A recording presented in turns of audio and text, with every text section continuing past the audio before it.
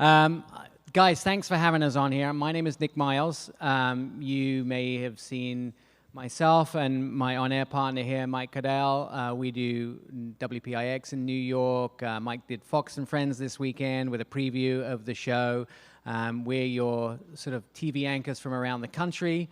And also, Harvey Briggs is here, and Harvey has an agency background, but he's also a journalist and the author of a Rolls-Royce book, too. Someone's got to write it.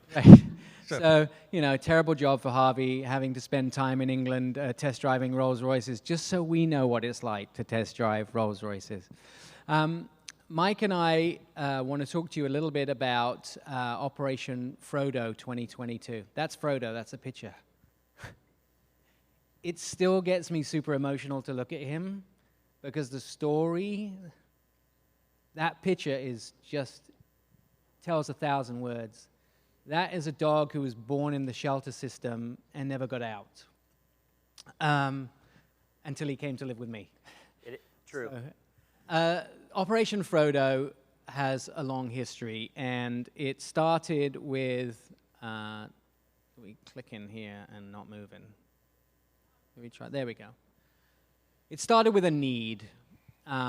Yes, this is more pets, and you may need some Kleenex available because the numbers are pretty sad around the country. Hurricane Floyd caused 2.9 million pets and livestock deaths. That's a lot. You just try and visualize what that looks like. And still, somewhere between 390,000 dogs and 500,000 dogs are euthanized every year. So we do not do a very good job about saving our animals that need homes. And Mike and I knew this back at the beginning of the formation of something that is now hopefully a staple in the automotive industry. We formed an organization called Animal Rescue Rigs. And the reason that we did this was because Animal Rescue Rigs was to fill a need for organizations like humane societies around the country who are raising all this money to save animals, but were spending it on vehicles. And that's not why the money was raised. They were spending it to buy trucks and SUVs to transport these animals around the country. And we saw an opportunity. Mike has an amazing dog who has his own YouTube channel. And I have 6 dogs. Yeah, my house is a complete mess all the time. That I've taken a lot of from shelters who are only with us because a rescue organization helped. But we didn't want those rescue organizations to spend their money on buying vehicles. And so we knew we had a connection with the automotive industry. And what we managed to do was form this organization called Animal Rescue Rigs. And we work closely with the automotive industry to get vehicles, to kit them out, and donate the vehicles to those rescue organizations. It brings together the community. It helps show an outreach for people like Jeep and Subaru and Nissan. I don't know if you know this, but Jim Morrison, who is the head of Jeep in North America, he has a farm which is full of rescue animals, mostly because of his daughter rescuing horses when he doesn't know and them appearing in the backyard. But every time he's off somewhere to rescue another animal. So this is a perfect marriage. 2018, Nissan donated to us a Titan. Mike, using his connections in the aftermarket, decked it out with the help of people like Hard Notch Customs and Kenny Fitzer, who basically made that truck look like that with a boat on top, with a lift, with wheels, ready for donation. But then that little thing called the pandemic came around. And that pandemic really caused our problem to come to a screeching halt. And it sat in our warehouse, just sitting there doing nothing. Now, this is the part of the story that we get introduced to Frodo. I was in Germany on a BMW event. And the rescue where I had adopted several of my animals, which are no longer with us, always sends me available animals. And Fat Joey, who I lost about a year ago, was a lemon and white, which to you and I is an orange and white beagle. And they sent me this picture of basically what Fat Joey looked like when he was a puppy. And I'm thinking, well, this is my dog. Where did you get this picture? And they said, this is a dog in the shelter system. Now, my parents own 2 labs called Mary and Pippin, and I own 2 labs called Samwise and Bilbo. And this dog's name was Frodo. And I think the story was written in the stars. I called them, and during talking to them, I ended up finding that the one thing that they were desperate for was a vehicle. And so I said, well, I got this 2018 Nissan Titan sitting there, but you're in Nebraska, and I'm in Portland, Oregon, and this is winter. How do I get it to you? So I put the phone down after talking to them, and other journalists were like, what were you talking about? What's going on? I said, well, I'm going to try and get these guys this rest. How can we help? What can we do? And I posted a little bit on Facebook, and it was like wildfire. I was starting to get phone calls from brands, like, how do you need our help to get this vehicle across the country that Mike and you built? And so this part of the story I'll let Harvey tell, but this is how Harvey found out about what was going on from a Facebook post. Yeah, as Nick said, he immediately put a post up on Facebook. I was at an event with a bunch of journalists, a Toyota event, I think it was Prius Drive, and I was standing with Jeff Zerschmied, another journalist, and we saw this post and said, you want to drive together? And we both volunteered to be a driver on on the first leg of this journey. We were 2 of probably 40 or 50 journalists that reached out to Nick and said, we want to drive. And we paid our own airfare. We paid for our hotel rooms. This was not a media-sponsored event. This was journalists standing up in a grassroots effort to help him get this vehicle to Nebraska so that we could save dogs. And it was a no-brainer to really get involved with it. I you know, as soon as I contacted Nick, he said, yeah, I'm going to need your help helping to organize this. So we reached out to some other people in the industry we know who help do travel coordination for BMW, and they volunteered to help us do what they do really well. And it just built one person after another, and we laid out the route. We worked on, because we wanted to raise the profile not just of animal rescue rigs, but also the need for pet adoptions. So we set up media events along the way, got lots of, and Mike will talk about this, the coverage that we were able to get from the event that was literally just a, hey, why don't we do this? There was no planning. I mean, what? It was we maybe had 30 days. I told Nick he was crazy. Yeah. I was like, you're doing this over Christmas. You're crazy. I called Mike, and he said, don't do it. Dude, it's going to be a Not this- disaster. It's going to be a disaster. You need a plan. And it was a little bit. The Yeah. drive was a little It was, and we'll talk about the disaster part of it in a minute, but what we were able to do, though, was get people together, get a couple of manufacturers involved. Jeep came on board, as Nick will talk about. Subaru came on board for part of the transportation as well. And, you know, good people want to step up and help with good things. So, you know, especially that time of year, it worked out really well. Yeah, so Operation Frodo was born, but this is where things got really dicey.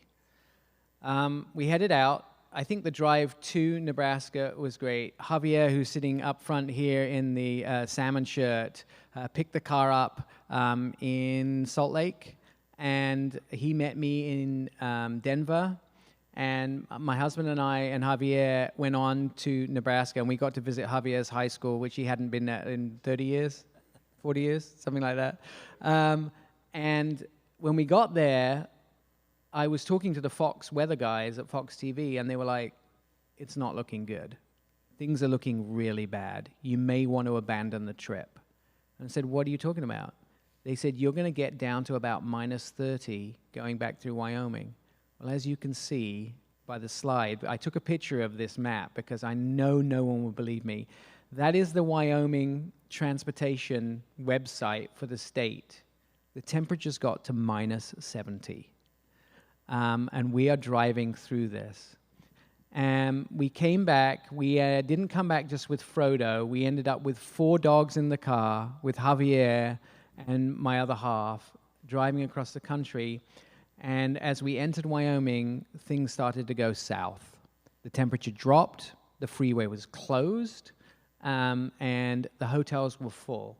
And I am in a Jeep Grand Wagoneer L with 4 dogs in the middle of nowhere trying to find a hotel. By the way, no hotels took dogs to stay at.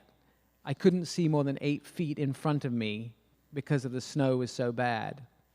So we made the decision of trying to go around Wyoming down into Colorado and come back up to where we knew the freeway was closed. We spent 8 hours doing that and got less than 100 miles. We got to the highest point of 270. The road was sheer ice. There's no cell phone service, and we hadn't seen a car for about 4 hours. And the dogs were crying because they really wanted to go to the bathroom.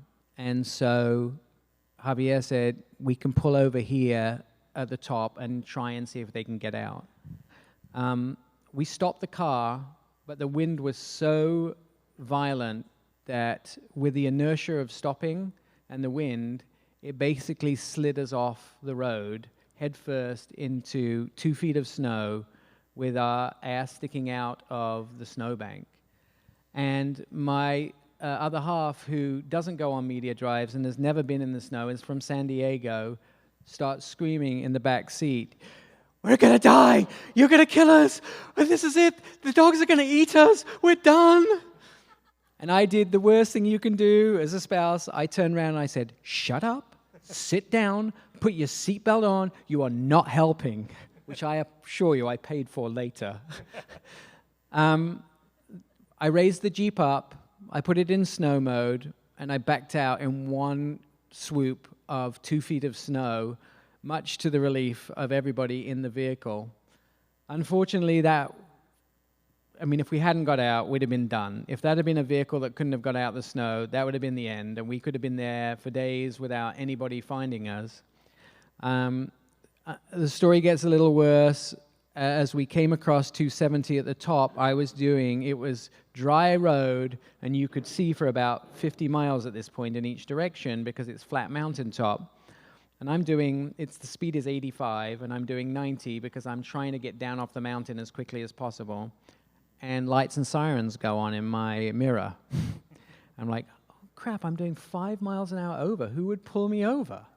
And I pull over to the side of the road, and this ambulance passes me. And tragically, the 2 paramedics in that ambulance died 20 minutes later in an accident ahead of us. That's how treacherous the conditions were. We eventually got to a town where we found a hotel and we could stay for the night, and we decided that the conditions were so bad we were going to stay in the hotel until the freeways reopened. We weren't going to try any of this monkey business about going round again. Luckily, a couple days later, the freeway opened. The temperatures were so cold, the glasses I'm wearing now have transition lenses in them, which means in the sunlight they go dark. I got out of the vehicle, and there was a loud pop, and my glasses went black.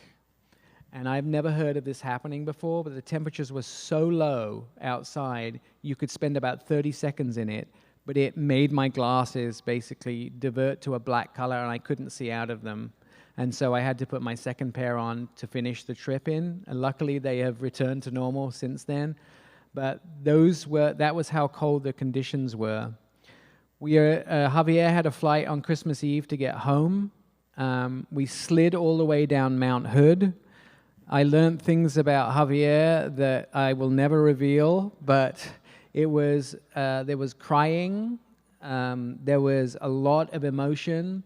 I was getting phone calls from Scott Brown at Jeep every day, from Janelle Grigsby at Nissan every day, asking if we were still alive, were we okay. The outreach on social media was absolutely incredible. Christmas Eve, we rolled into town in the early hours of the morning with all 4 dogs still alive. And the one portion of this story I'll tell you before we talk about the impact of this and then make a huge announcement here today is there is a dog called Galadriel, who was with us on this trip. And she would only stop crying when she sat on Lowell's lap. The whole trip, she wouldn't stop crying unless she sat on Lowell's lap. Now, I'm already getting Frodo, who would put me up 5 dogs. I really realized that I couldn't let Galadriel go into the system and hopefully be adopted. And so as a Christmas gift, I gave my other half Galadriel, which now puts us at 6 dogs in the family. So I ended up taking 2 of them. Noelle was one of the other females, came from a breeder that had, one of these backstreet breeders that had bred hundreds of dogs out of her. She is now adopted at a family in Salem, Oregon, and the other remaining dog is now adopted to a Seattle family. So all 4 dogs found homes. On top of that, they allowed 4 more dogs to come into the system, and one of them was pregnant who had 1 puppy, so we actually saved 9 dogs on that trip. But the trip has a media segment to it and a marketing segment, and Mike runs an agency called Driven 360 who really pushed us with all of the materials, supported us with all of the outreach to media, and the numbers and the attention on Christmas Day that this story got was outstanding. And it includes, I'll give you the clicker, Mike, so you can go through it, but one day, 310 million impressions from 310 million impressions from Operation Frodo on one website. It made the front page of MSN. So Mike will tell you a little bit about the impact this had on media. So I guess, why are we here, right? Why are we telling you all this today? And it really goes back to pre-coronavirus when Nick and I were at the Specialty Equipment Market show. It's called SEMA. It's in Las Vegas. And before we went to that show, we had this concept around creating a vehicle based out of Hurricane Katrina where thousands of animals were lost. And we had this idea, we could take this vehicle, we're journalists. All 3 of us, 4 of us, we're all journalists, and we travel the country, and we test drive cars. And just as Subaru was up here a short bit ago, talking about all the stuff that they do as a corporation, there aren't a lot of journalists that actually step up and do programs like this. So Nick, being a dog lover, started talking about the fact that Hurricane Katrina resulted in all these animals lost. We talk about the people that we try and save. We talk about the resources that are needed, but we forget about the animals sometimes. And there was this video of a horse. I'd never forget this horse. It was under 4 feet of water. It was all the way up to its underside. And people were trying to get it out. It had chicken wire around it, and this horse was stuck in Hurricane Katrina. And that one image resonates with me today. So we built the vehicle that you see at the bottom right here, but we realized with this vehicle, and I'll get to kind of the ask and the media numbers here in a minute, we realized that this vehicle was great for show, but it wasn't a great vehicle for go. It's too high off the ground. You can't lift animals into the back. The boat doesn't really make a lot of sense, but boy, did it look good at SEMA. So, yeah, right? So everyone loved this vehicle. It got a lot of coverage. So, and it's called Pause 1. So as we got this vehicle figured out, Nick then retrofitted it again. We got it lower to the ground, and we used it on this event, and then worked with automakers and realized that the interstate between these, dog shelters, and I'm calling it the interstate of dog shelters, is really different. So the place that Nick and the team went to, they have way too many dogs. They are overburdened with animals. But then there are other shelters across the country that need animals. So the conscious effort moving forward, which Nick will announce in a minute, is to create an interstate of moving animals from shelters that are burdened with too many animals to shelters that need animals.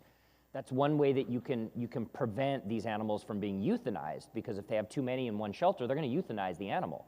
Well, if there are shelters across the country that need animals, now you've got a great way to do it. So we've come up with a program. And it's going to take your support. It's going to take you forwarding this on. It's going to take support from automakers. It's going to take support financially. But we can do this, and Nick and the team proved that in Series 1 for Operation Frodo, we can do it. So over the course of 2 weeks, we saw 106,000 in broadcast reach. Now, we all get Nielsen net ratings. We all understand how these numbers can be skewed in one direction or another. I see one person smiling out there like, yeah, we know how those numbers go. So we tried to be fair in how we did this. The broadcast value, we could easily say, was over $100,000, but we tried to be realistic. It's about $27,000 if you were to have gone out and bought 30-second spots across the country, 75 digital media hits. 228 million, I think, is high, but from a digital reach standpoint, when you hit station and website and station and website and station and website, you start to see that publicity value increase. So we were able to do that with Operation Frodo, and now we know what the power is behind this, right? Javier is our Spanish-speaking TV counterpart. He goes and does anything on Despierta, Univision, any Spanish-speaking outlet, those numbers are through the roof, and those people are passionate about animals. Harvey and Nick, between what we do, we know that moving forward with Nick's announcement in a minute, we know that next year is going to be, did I just give it away? Damn it, I totally did it. We know that next year is going to be amazing. So with that said, I'm going to pass it back over to Nick, and we're going to close out on Operation Frodo. So we've been asked multiple times, will we do this again? Will we do Operation Frodo again? Well, today, before we go anywhere, there'll be a press release, but I'm going to tell you guys ahead of the press release, we're going to do Operation Frodo 1650 because it's 1,650 miles between Nebraska, Omaha, Nebraska, and Portland, Oregon. So that's why it's the 1650. We're going to keep the same route as we did last year because we know where we're going. We're unlikely, I'm told by Adam Smith at Fox, that we will never hit the same weather conditions again. I'm trusting him to be correct. So Fox 40 in Sacramento has been really helpful in giving us all of the meteorologist numbers for this. They told us we'll make it through. So between December 15th and 20th this year, we are going to do the same run, but this time there's an opportunity for everybody to play in the game. There will be teams of 3 in a vehicle, 2 journalists and a sponsor, whether that be a manufacturer or whether that be an ad agency, and a dog. And they will make the journey. The sponsor will be responsible for the media, to working with the journalists to get the story out, for financing those journalists, for the vehicle, for everything as a complete unit. So we can have as many vehicles do this or as few vehicles do this as we need. We will make the run, and the ask is that we raise enough money to build another animal rescue rig from all of the teams. I've already had commitment from Jeep, who said, we're in with the team, we're back, we will do this again. I have already got commitment from Nissan, who said, we're in, we'll put a team together, we'll do this. For anybody that wants to put a team together, we will drive that route again with a dog, and the rescue, which is Basset and Beagle of the Heartland, will supply the dogs. The rescue will help us find homes for the dogs at the other end. You don't have to take them home unless you really want to. And we will do it all over again. And the difference is this is not so much about rescuing 12 or 15 dogs because, you rescue double the number. Because when you take a dog out of the shelter, you allow another dog to come in the shelter. It's about bringing publicity to the fact that we need to move these animals from one side of the country to the other. One of the facts that I found very disheartening in the heartland states is that at the September point in the year, hunters just turn their unwanted beagles into the woods. Labs, who are no longer allowed to euthanize all of their beagles, turn their beagles over to shelters to find homes. And because they're actively shutting down all of these puppy mills, they get a huge number towards the fall that didn't get adopted out of the summer run. Plus, this agency goes out and goes to breeder auctions, and any dog that doesn't get bid on at a breeder auction, they will buy. So it goes into the shelter system rather than breeders euthanizing them because they don't want extra puppies out there. And so the need is massive, and they're cramming sometimes 25 dogs into a single vehicle to bring from somewhere like Louisiana up into the heartland states to find them homes. So the ask really at this point is that if you want to be involved in Operation Frodo, you know a client that wants to be involved in Operation Frodo 1650, and you want to do something positive by supplying a vehicle, by donating $1 to whatever. And if that doesn't work out, we got dogs for you to adopt. I definitely cannot take any more than the 6 I have, And I think that the opportunity is there.